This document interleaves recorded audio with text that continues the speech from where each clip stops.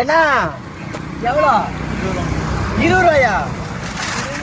2 ரூபாய்க்கு உண்ணா போதும்.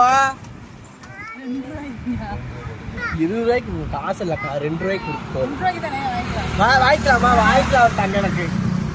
எவ்வளோ கேட்ட? ஒரு டம்ளர் 20 ரூபா. இந்த எலுமிச்சை பழத்தை 4 அறுத்து போடாமல் ஒரு பழமே 15 ரூபாய்க்கு விற்கிது. 2 ரூபாய்க்கு யார் இல்லை ஆண்டி நாங்கள் கொடுப்பாங்க. அவங்க 2 ரூபாய்க்கு கொடுப்பாங்க, அடிதான் கொடுப்பாங்க.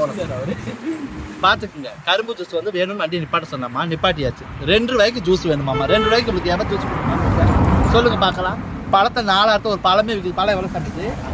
வேகமாக பேசணும். 5 ரூபா. 5 ரூபா பழத்தை 5 ரூபாய்க்கு வாங்கி உங்களுக்கு 2 ரூபாய்க்கு ஜூஸ் கொடுக்கணுமாம்மா. உங்கள் பேர் சாமி? ரமேஷ்.